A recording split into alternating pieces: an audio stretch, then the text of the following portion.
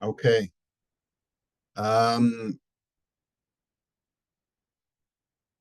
we're going to, it's been a while. I wanted to review the eighth parak. We're on the ninth parak already. Um, so I wanted to review the eighth parak, and I saw that a good way to get a general overview and kill a few birds with one stone is by looking at the Sefer HaChinuch, because the Sefer HaChinuch in mitzvah 400 actually counts the mitzvah of nachla of inheritance, and in it it describes and goes over a lot of the inyanim that we had in the eighth parak of yeish nochalin. So let me start off. Let me start off by going over the the Sefer HaChinuch. And through that, we'll see the psukim and we'll see a lot of the general commentators and the parshanut, as they say, that is associated with all the intricate laws that we learned in the eighth parak. So rather than looking at the text in the Gemara, we're just going to go right to mitzvah number 400. And this is how the mitzvah starts off. Okay, Shenitztavino b'dinei nachalos. Okay, that we have been commanded to deal with the laws of inheritance. Klomar, shemitzvah aleinu lasot v'ladun b'inyan hanachala kasher dana haTorah aleha. So I don't want to nitpick at least yet, but you see that the chinuch is saying that it's incumbent upon us to deal with the laws of inheritance. So who is aleinu? Meaning it's on the person. So you could see he's hinting a little bit to his shita that we're going to see later on, that the mitzvah is really upon Bezdin to deal with splitting up the property. Okay. However, it only takes effect, and this is the answer to the trivia question. We had a trivia question a couple of weeks ago about the three mitzvos that promise arichas yamim. Here, you have the answer to the only, or that could only be accomplished when a person dies. All right, and that is this mitzvah number 400 of splitting up the nachala. Shenemar ish kiyamos uven ein lo v'havartem es nachal solabito v'imein lo bas. The sofa parsha v'haisal ibnei Yisrael uchukas olam kasher tziva Hashem es Moshe. So the psukim and pinchas that we're going to see in a second start by giving you the order.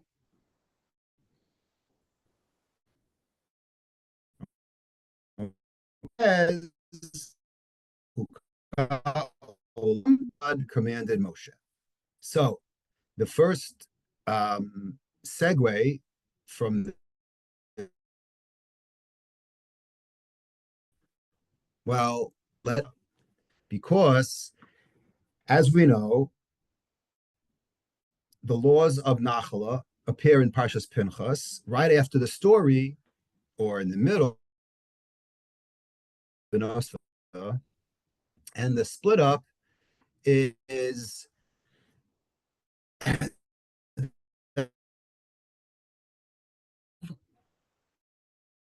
came about through the story of ask a fair question, which is the story of Tzlofchad never happened. He didn't die, and the daughters never.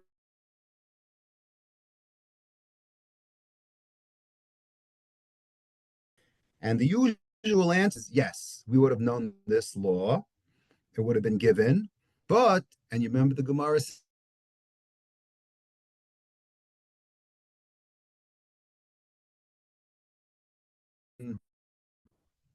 they ended, and they brought about this whole story. Therefore, it's ascribed to them. It's like sometimes, and that case law has a name to it, like right, the Brady Bill. That's, I think they call that in English an eponym, right? Something that's named after someone. So here, this story would have happened. I'm sorry, this mitzvah would have happened. It's just that we ascribe the name Benot Tzlofchad to this whole story, similar to, right? We have a couple of other examples in the Torah, like the whole story of Pesach Sheni, right? We have a mitzvah of Pesach Sheni. So the question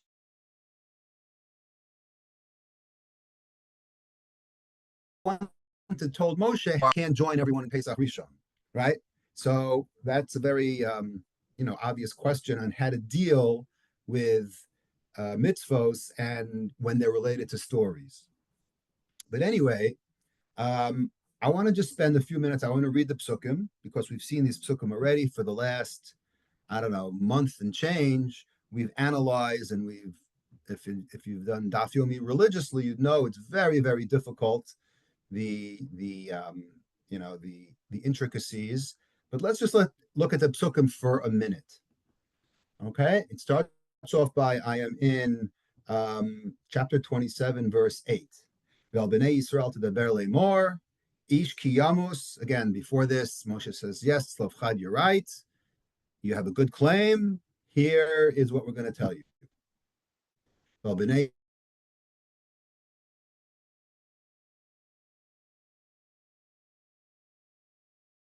first.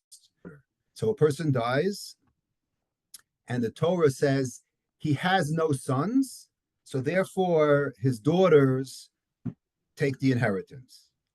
Okay. Now, meaning to say, and all the commentators jump and say, okay, that means that the sons come first. So there's two ways of saying the sons could come first. Either the sons come first, or if there are no sons, so from there you could deduce that if there were sons, then they would have taken first. But because in Tzlofchad's case, there weren't sons, so therefore, okay, so far so good. So what's the order? Son, daughter. What if there are no daughters? A person dies, he has no sons, he has no daughters. He gives it to his brothers. His brothers split up his property equally. Good. So far so good. If he has no sons, if he has no daughters, if he has no brothers, then the property goes to his father's brothers, i.e., what we call in English an uncle. What if he has no uncle? So he's got no sons, he's got no daughters, he's got no brothers, he's got no uncles. So then what? So he does the next best thing, which is give it to the closest one. Okay, he gives it to someone closer, or the closest person that he has. So lots to talk about on these psukim itself. Just for the sake of a little agadata, because we always like to mix halacha agadata, I just want to sprinkle in an interesting thought that I saw from the Rabbeinu Bachaya. Okay, Val b'nei Yisrael tedaber le'mor. Says the Rabbeinu Bachaya, Nitztavu Yisrael b'mitzvah zu al yidei nashim. So we obviously know the introduction to this whole discussion is because of Benot Tzlofchad. So obviously this is all started by women. Okay, so it sounds like this is a pro-woman comment that we're about to read. That's what it sounds like. V'yitachen lomar b'ta'am zeh lefi shehamisa sibas hanachlos. He's taking a left turn over here. He says, but, right, you could see that it's possible to explain that this whole law, okay, which is about inheritance, hinges on one thing and one thing only, which is death. As we said a few minutes ago, this is the only mitzvah that you could be makayim when you die. So the whole trigger is somebody has to die. Okay? So someone dying triggers this entire parsha. So what's the connection between the women who started this, Benot Tzlofchad, and death? There has to be a connection between women and death. So Rabbeinu Bachya puts two and two together, and he says, "V'hanashim garmu misa la'olam." I'm going to say something a little bit controversial, and from the attendance I see, it looks like 3/5 of this classroom is women, or maybe 4/5. I can't tell. But either way, I will go out on a limb, and I'm going to say what the Rabbeinu Bachya says. He says, because women cause death in the world, al ken haisa ru'uya parsha nachlos because of al yedei nashim. Therefore, nachlos was written through women. Hanachla nohegas b'chayim misibas hamesim. Again, because the whole transferring of property to people who are alive is only done when somebody has to die. Okay, so he's connecting the fact that women brought death to the fact that this nachla is all about, right, is all about death, which was bought by women. So this actually is not in the Gemara. What's in the Gemara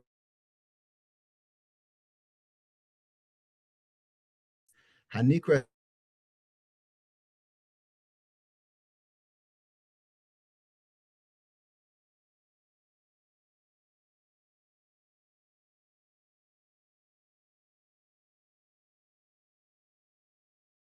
Israel, which, right, the land of Eretz Israel is called Eretz Achayim, which is a pasuk he quotes from the 22nd Perek in Yehoshua. He calls it a Eretz Achayim. That's what Israel is called, land of the living.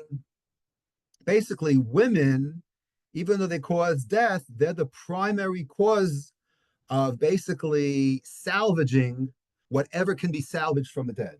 So you have this mix of a little bit of yeish nochalin, of what the Gemara said, which is they loved Eretz Yisrael, therefore they're the ones who get credit, right, for this bill that was passed. On the other hand, it's apropos because after all, they brought death to the world. Now, where does Rabbeinu Bachya get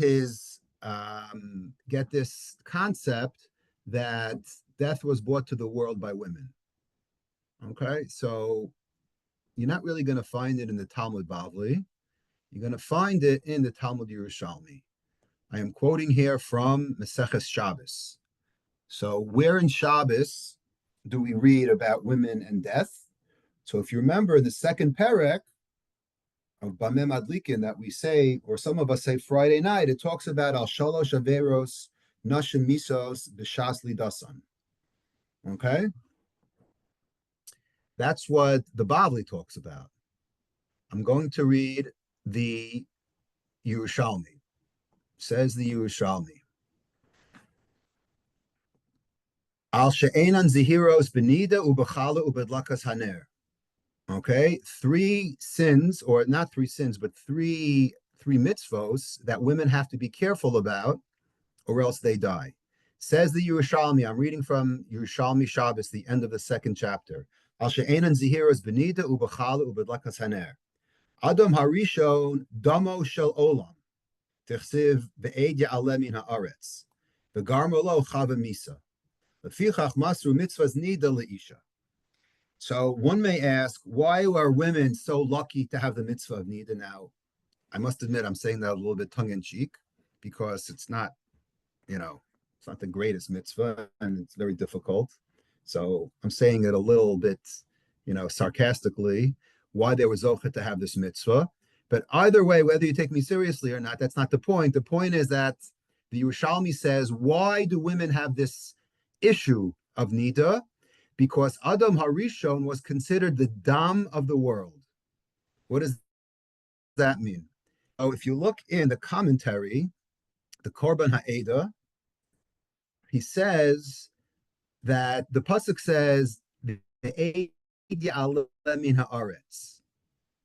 So the Korban Ha'eda says, "Hachi perish dikra b'chol siach hasadeh terem yeh ba'aretz ki lo himtir Hashem al ha'aretz v'adam ayin al ha'aretz shemakir betuvas hageshamim." right? V'yavo adam v'yispalo aleihem gam eid lo yelim min aretz she'en shem adam ach k'shiyitzer Hashem es ha'adam az yardu geshamim. Geshamim came through the creation of Adam. Then rain came. V'tzamchu ha'ilanos v'hadashayim. So what is this growth of grass and of trees? Hare kumosha hadam nefesh kol basar. It's comparable to our blood, says the Korban Ha'eda, which is our life force, right? Without blood, we're nothing.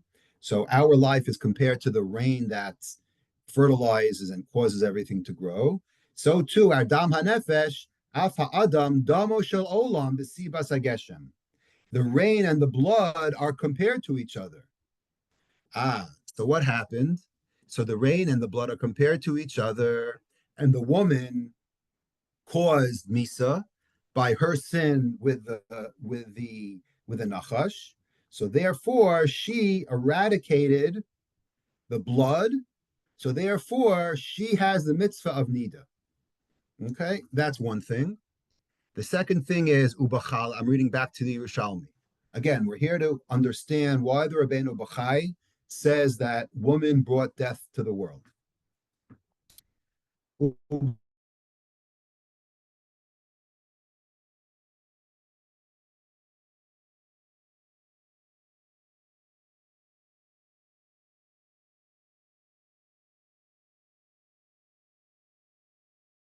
Min ha'adama. Asya Mada Amar Rabbi Yossi.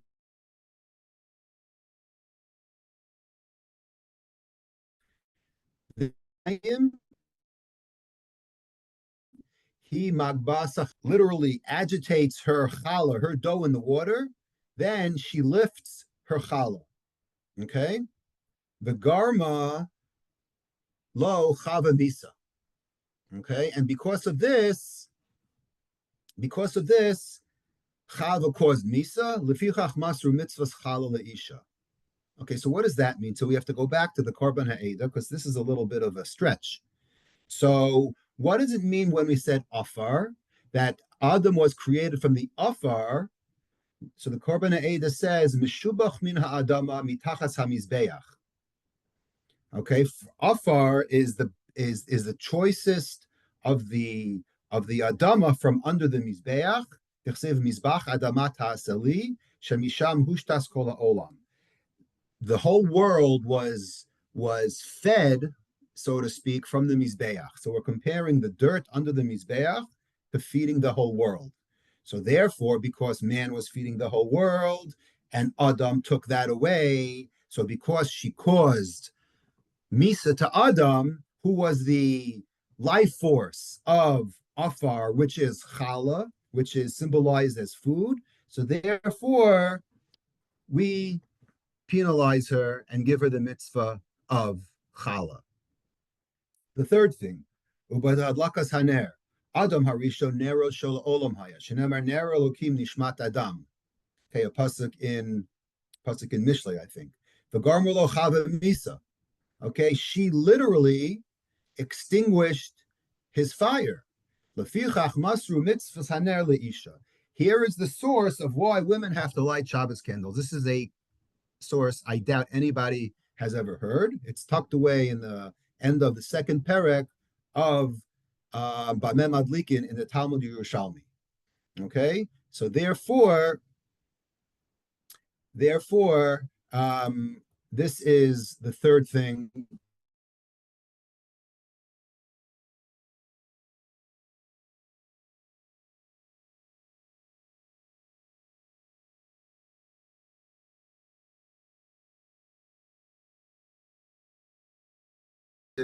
In his Inki chapter of Benos Tzlofchad. Okay?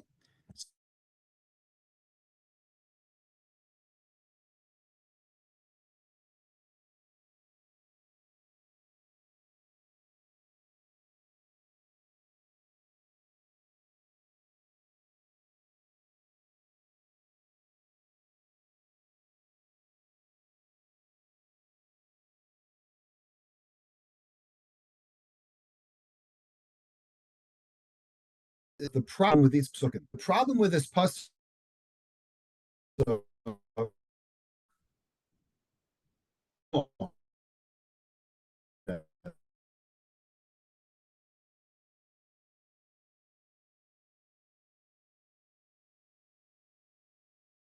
after the father also inherits the son. Now, how come the father isn't mentioned at all? So the Gemara has a whole back and forth. Rather than look at the Gemara, we're going to look at the Ramban. The Ramban on Pasuk 9 says, V'imein lo basu nesata mes nachaso le'achav. Remember, there's no son, there's no daughter. So who comes next? The brother. Says the Ramban, no way. Kiblu Rabosenu, ki ha'av yorish es beno kasher meis below zera. We know that if there's no son and there's no daughter, the next in line is the father. V'lo hiskir kasuv zeh. Okay, but the Torah doesn't say it. So the question is, why not? V'hatam ki b'mishpatei ha'yerusha kol ha'manchil nochel. The way it works in Yerusha, as we learned extensively, is that the one who is manchil gives over, he himself is nochel, right? It's a two-way street. Ki hakurva shaveh, v'kiven she'amar hakasuv shehaben yorish es aviv, gam ha'av yorish es haben. So the first explanation is, it doesn't have to say, because just like the son inherits the father, as we know he's first in line, so too the opposite is always going to be true. But he ends off by saying, Avalorat Salomar, V'imein lo batsu nesata machatola aviv. So he asked the obvious question, why didn't the Torah just say so? Why make everything complicated? That we need to go back to our Gemara and break our heads, right? It's not fair. So why didn't the Torah actually say that if there's no sons or daughters, then the father is next in line? Ki derech bracha yidaber v'lo benachratim. Because we always want to be derech bracha, not a way of being someone who's cut off. Because if a son is cut off in a father's life, that's a very, very bad situation. You always want to talk about the opposite, right? It's kind of like the law in Avelis about why 30 days, why 11 months, right? We always wait the longest Avelis when it comes to the death of a parent, is because that's natural. So because it's natural, you don't want to forget. So therefore, you have the longest possible Avelis. When it comes to everything else, it's only Avelis of 30 days. So here, this is a little bit of the same kind of logic, where the standard is that what? Is that a son inherits a father. That's the way of the world. You never, ever, right? The worst thing is the opposite, when a father has to bury a son, which unfortunately we see a lot of lately. But that's why the Torah did not want to give such a grim situation. The ulai, and he ends off by saying, Lo haaretz sheyin chol ha'av esaben shebehem yedaber. The other thing is, the Ramban says, let's be practical, right? This mitzvah was given when they were in the midbar. So the Ramban says it's possible that this never happened in the midbar, that everybody died when they were supposed to. Okay, there's what to talk about because everybody died from 20 to 60. So how do you know that a son never died before his father? Okay, not a discussion for now, but the Ramban leaves that as a possibility, that it just statistically never happened, that a son predeceased their father. Okay, so be that as it may, that is a few thoughts, okay, that I just wanted to share on some of the psukim found in Parshas Pinchas. So now we're going to go back to mitzvah number 400 and say the rest of the first paragraph. Don't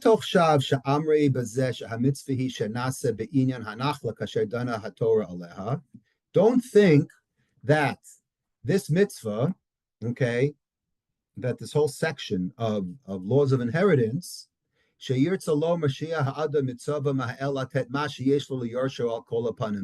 don't look at it like it's some kind of mandatory obligation that a person has to give to his kids, even if he doesn't want to, even though if they're bad kids, it's like a strain on him.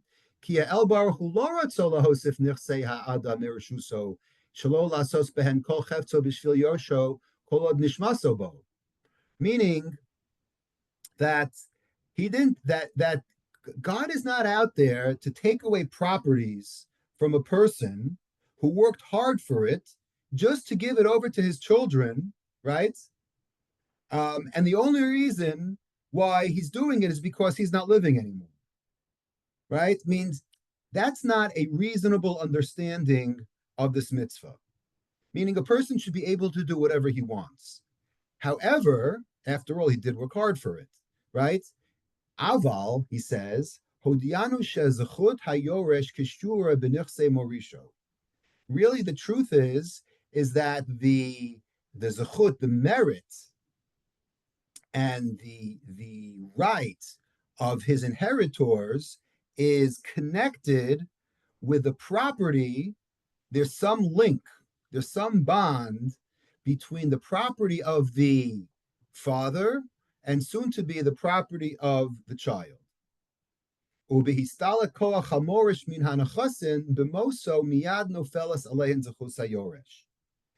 as long as the father is alive, you're right, he could do whatever he wants.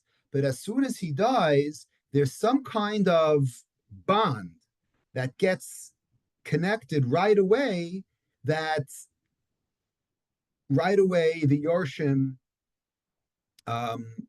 have some kind of claim on it.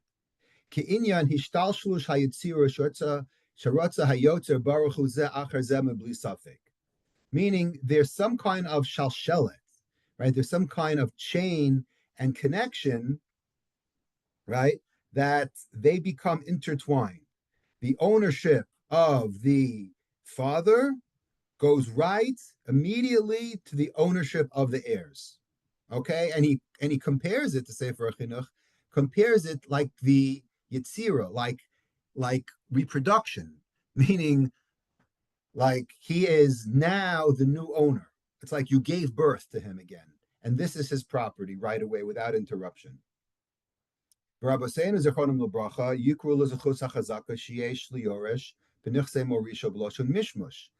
if you look in the Gemara, we'll see it in a minute, on Daf Kuf Tes Vav, the expression the Gemara uses is what we call mishmush, okay, touching, right? There's some kind of magic touch, okay, that the father touches the son, and abracadabra, he is now the owner of the property.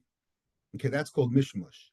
Kalashon amram b'harba makomos nachla mimashemesh v'holeches klomer shezachut hayorish b'morish ki'ilu hagufim dvukin zebazeh.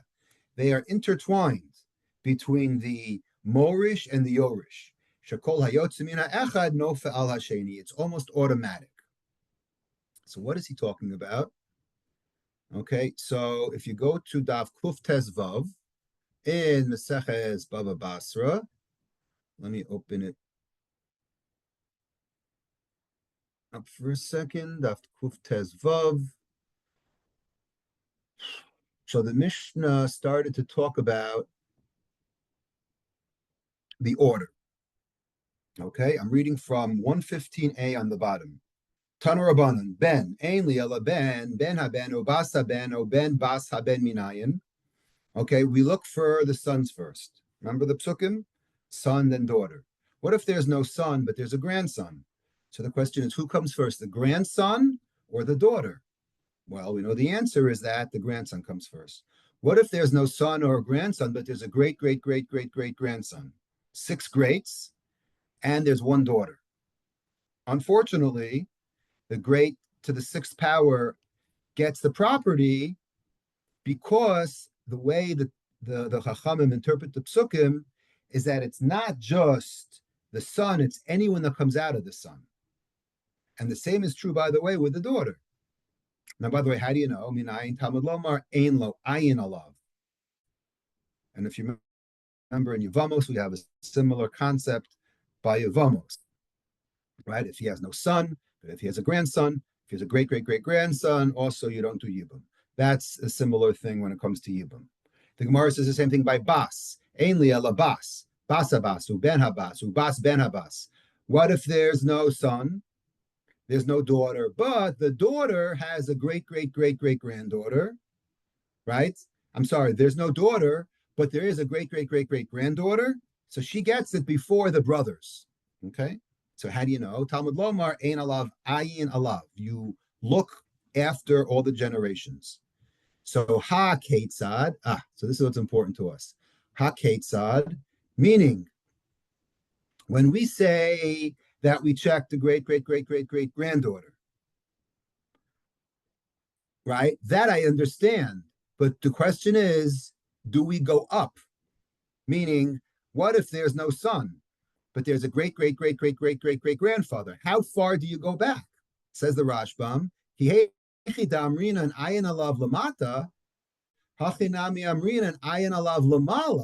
go up.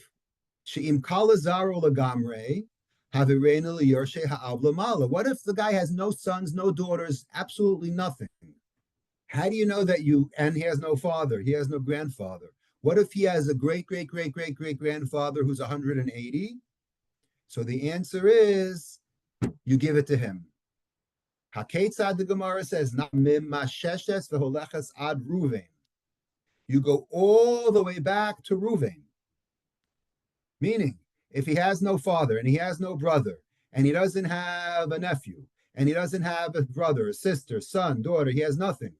So what do? You go all the way up. This is what we call mimash meshes. This is called the touch. There's some kind of connection between the inheritor and the bequeather, the bequeathee, whatever you want to call it, the morish and the yorish, but it goes in two directions. That's what we call mishmush.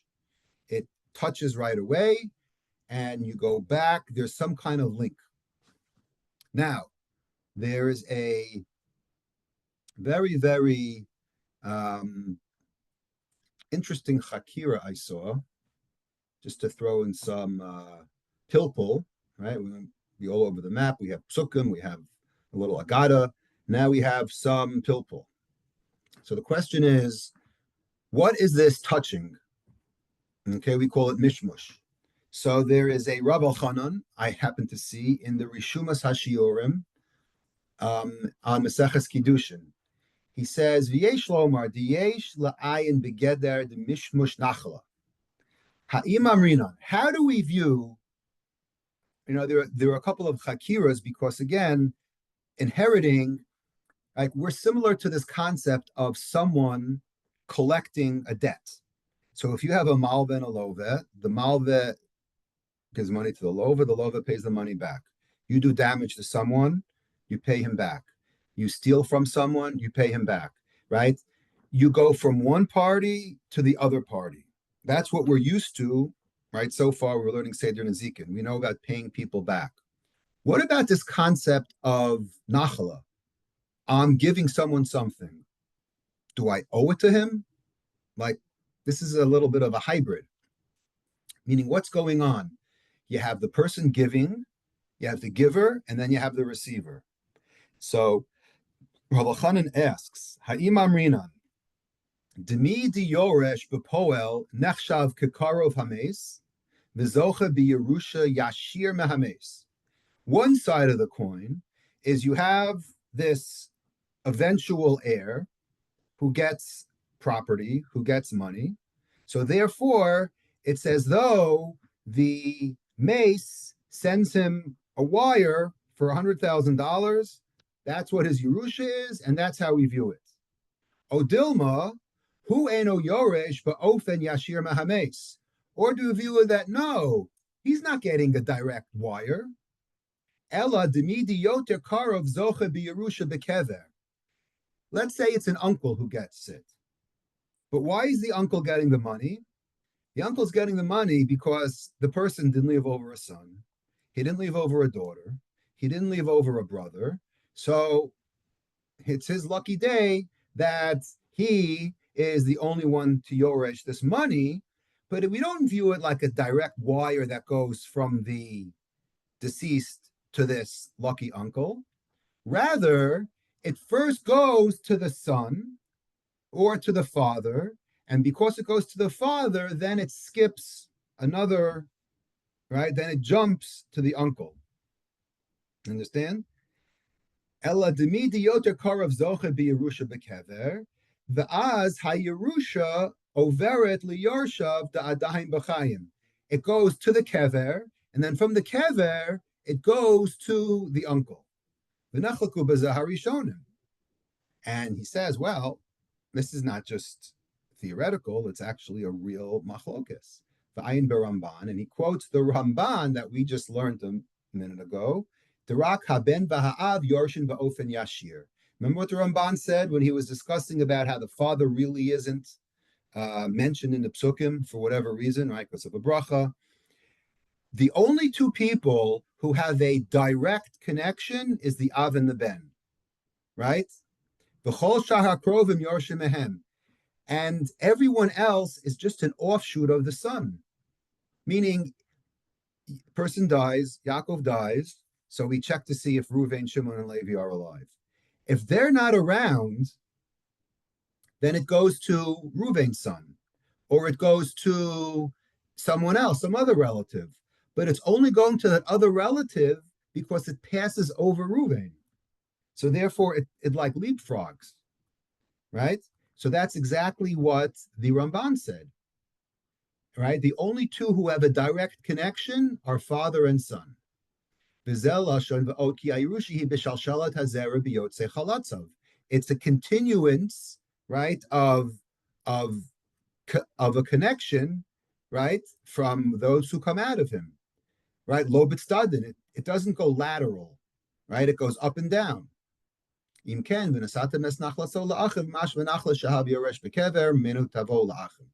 therefore, there could be an example where the father is a yoresh, and it goes to the achim.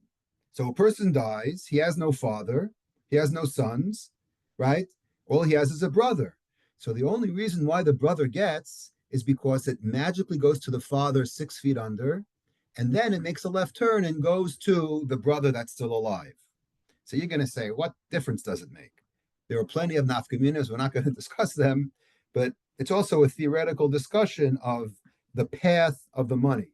Does it go straight, or does it go to the cemetery and then it turns to someone's bank account? Okay, I thought that was a very interesting philosophical, also theoretical discussion about that. So let's get back to the Sefer HaChinuch, the second paragraph. All of this time we spent only on one paragraph. Okay. So the second paragraph of the Chinuch says, Azoy, umipnei ken amru zichronim lebracha shim tziva va'amar hamorish al yersheni b'ni. So knowing what we know now about how this mitzvah is a direct connection between the father and the son, right? And it happens as soon as he dies. So therefore, if a person says, Al yersheni b'ni, o b'ni ploni lo yirashi mechav, o biti tersheni b'makom sheyesh bo, ein b'dvar of mamish. If a person says, my son is hereby kicked out of the inheritance, whoa, he doesn't have the power to do that, because we just said that there's some inextricable link between the father and the son.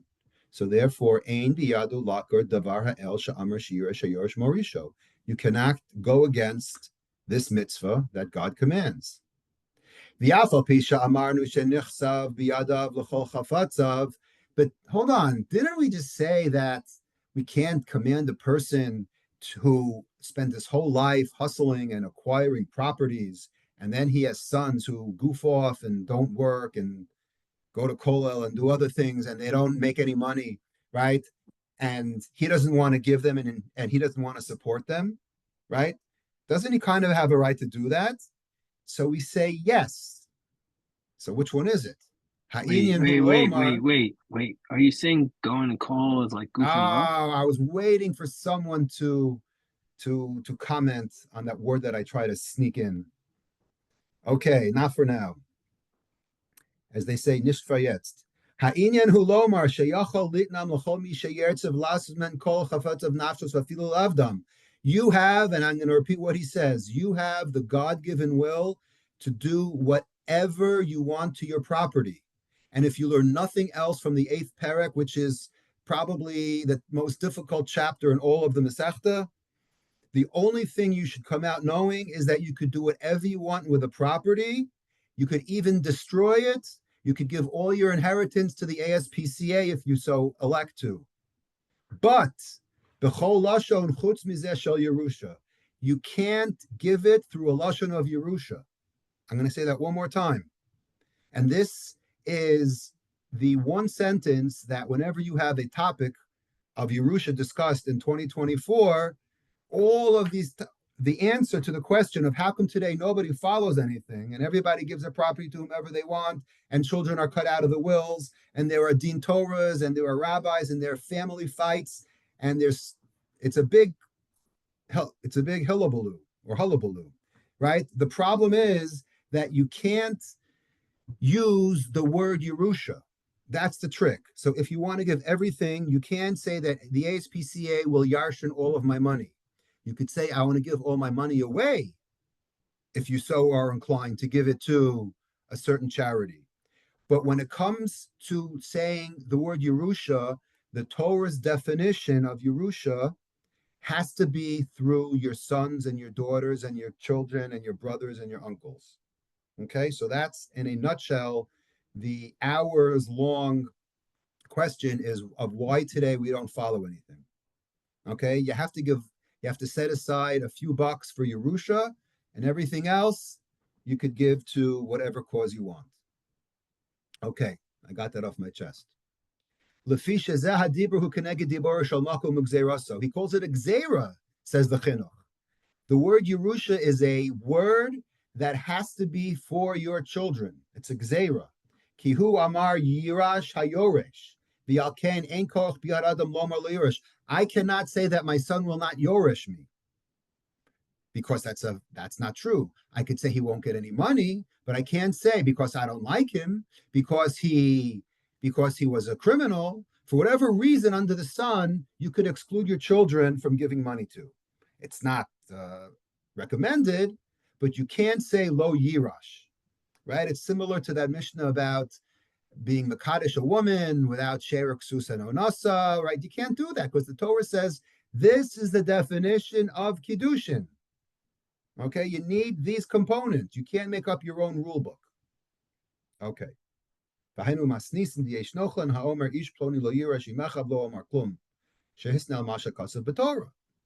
Okay, so on and so forth.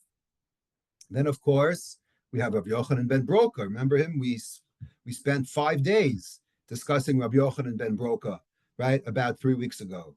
He said, Imamar al misha roy liyarsho dvarav kayamin, right? You're allowed to have a favorite son if you want. Val misha eno roy liyarsho ein dvarav kayamin, right?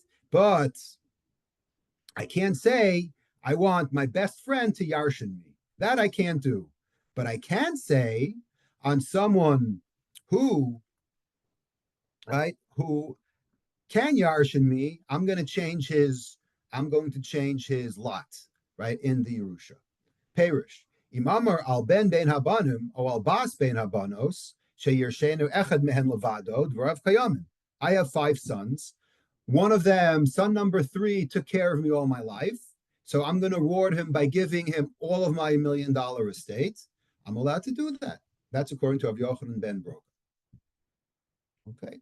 And he darshans it from a pasuk of V'hayab Yom Anchilu was Banav, Shatorah Nitna Rishus La'av Lahancha Kol Mi Sheyirtze Min Haroy Liyaresh. Okay, whatever you want to do, but you cannot be okay. You cannot change the laws of Yerusha. Okay, paragraph number 3. Okay, paragraph number 3. V'od amru hamachalek nechasav ribe le'echad umiyat le'echad v'hish v'lehen es ha'bachor dvarav kayamin. Now we're going to get to a little bit about the bachor. Okay, my bachor will get an equal amount, not a double portion. It's also good. But if I call it again, he's emphasizing this, repeating again, that if I say that it's done through Yerusha, then lo amar klum. Okay.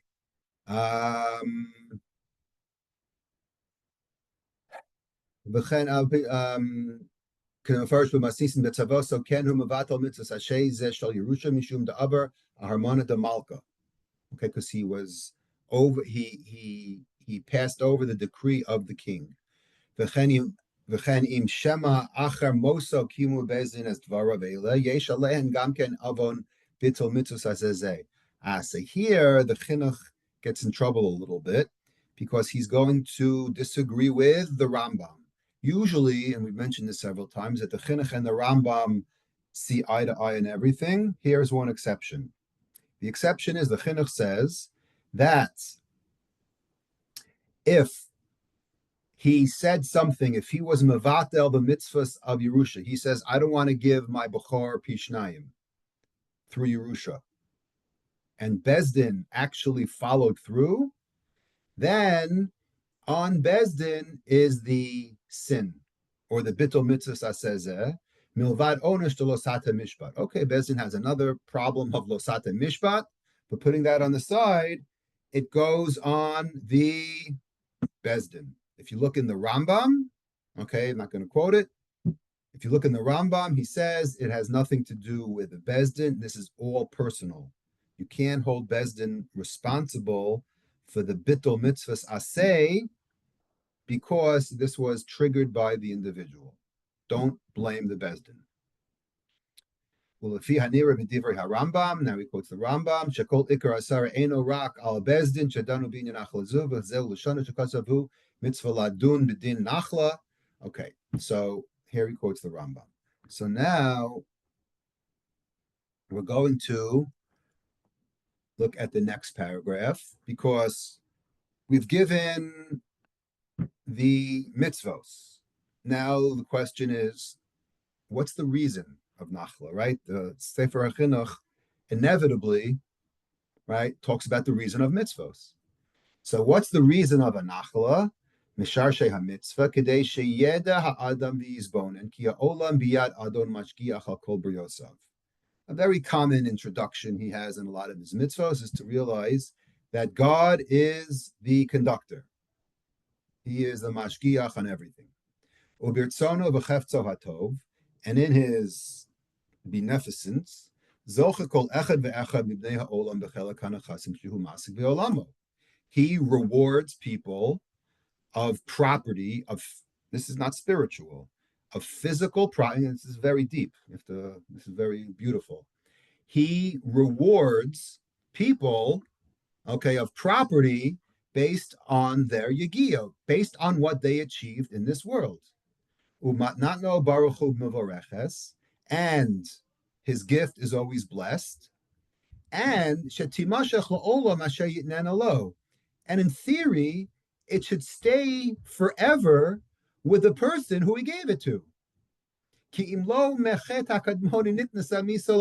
problem is you cannot hold on to your property forever for the simple reason called death. So eventually, no matter how much money you lose, and this is the punchline of a lot of Musar schmoozes, right, that you could never take your money to your grave, right? Therefore, it has to end sometime. So again, God rewarded you and made you a big real estate owner. Okay, great. You have a lot of money. But you could only use it and benefit it as long as you're living. And theoretically, you should live forever. But you know what? You can't live forever because of the original sin, which all goes back to Rabbeinu Bachai, who talked about it's the woman's fault. Put that in parentheses. It doesn't matter whose fault it is. The bottom line is that we die. So because we die, we lose our property.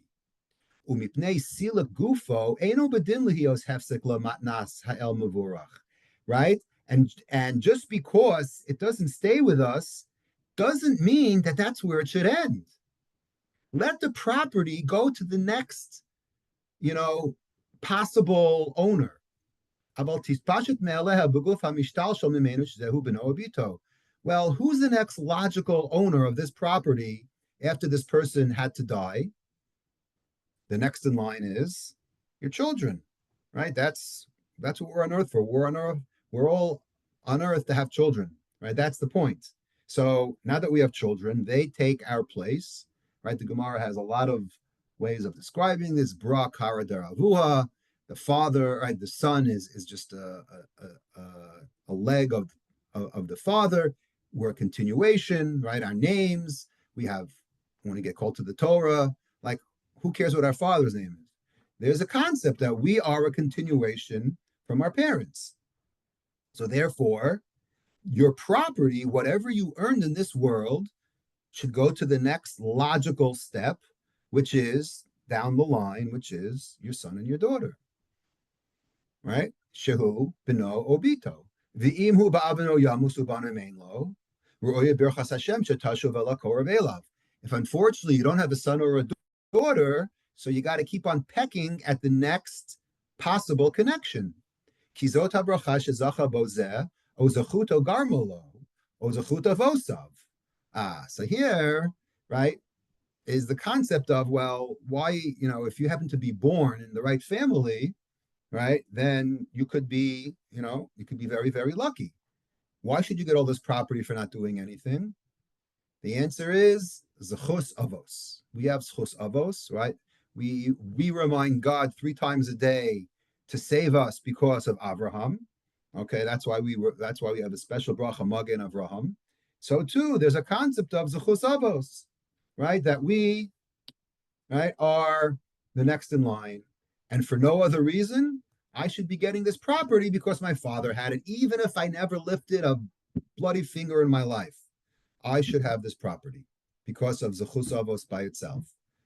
Again, that's a very, very difficult, very, very difficult concept for, some people, but nevertheless, that's just reality. So we have zechus avos, or perhaps his close relatives taught him some kind of kisharon, some kind of skill, right, in his lifetime to collect all these properties.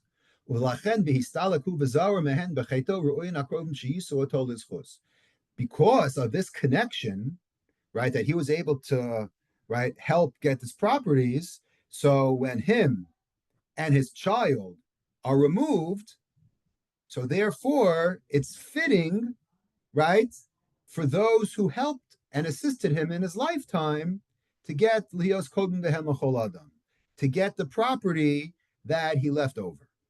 Okay, very, very beautiful interpretation or meaning of why we have this concept. And because I mentioned Avraham, I just wanted to bring up a very interesting and a beautiful kliyakar that we had from the parsha a few weeks ago in Lech Lecha. Right, the pasuk says,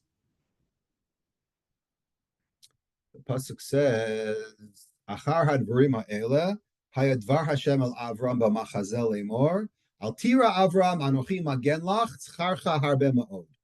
This is the very first pasuk in the 15th chapter, Perek Tedvav. That is the parsha, which is the Perek of Bris Ben Habsarim. Okay, God comes to Avram in a vision, and he says, "I am your magen, I'm your shield. Tzcharcha harbe ma'od. Your reward is very great." So the Kliyakar brings down the Yalkut, and he says, "Lefi shehaya Avram mefached shema kabalti tzchari ba'olam hazeh ve'en li klum la'olam haba." What's Avraham nervous about? So the Yalkut, the Medrash says, well, he was scared that maybe he has no schar la'olam haba because maybe I got my reward in this world. So Amalok Kadosh Baruch Hu, Al tira scharcha metukan lasid lavo. Don't have to worry about it. Your schar, you're going to have a lot of schar lasid lavo. So hold on a second. So the Kliyakar asks the question, V'kasha al zeh, im ken mahu sha'amar matiten li v'anochi holach hariri. A few psukim later, Avram says why he's nervous. He says, "What am I doing all this for? I have no children. What am I going to do with all my property? I have no children." So which one is it? Ma inyan habanim l'schar olam haba. First, you're telling me that he's worried about his schar olam haba that he's not going to have. Then a minute later, you're telling me that he's not worried about his schar olam haba. He's worried about v'anochi holach hariri. I'm going to have no progenitors. I'm going to have no one to inherit me. So the yeish liyashlo, so the Kliyakar explains beautifully. He says, Haba hatalia. he says, "V'yesh liyashvo alma right al dad shemasik beperik yesh nochalin." Amar Rabbi Yehuda kol mi she'eno miniach ben liyarsho Hakadosh Baruch Hu mal elav evra. He says, if you don't have a son, right? We just had this a few times, right? God's going to be angry at you because you have no properties for people to inherit. And he brings the pasuk. So he says, so therefore, what's the point? So he says, he says, no, no. What is my schar? The Yalkut is right. What's my schar in Olam Haba? After all, va'anichi holach ariri. It's a combination. I'm going to have no schar in Olam Haba because without a child, it says that I'm going to Gehenna, like the Gemara in Bava Basra says, right? It says, Kol mi she'eino miniach ben liyarsho, right? God is going to don you in Gehenna. It says, Yom ever hayom hahu. Or a pasuk in Tzefanya that says you're going to end up in Gehenna. So that's what Avram is asking, right? He says, I'm going to be Ariri, so therefore I'm not going to have any Schar Olam Haba.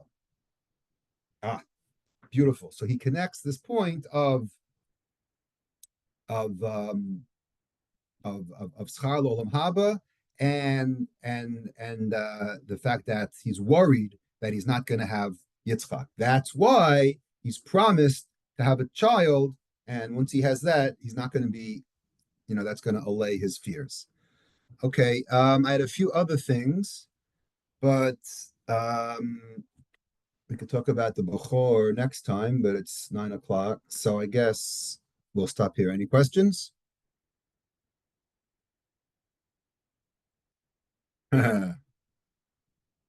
Go on ou.org. There's many classes on that.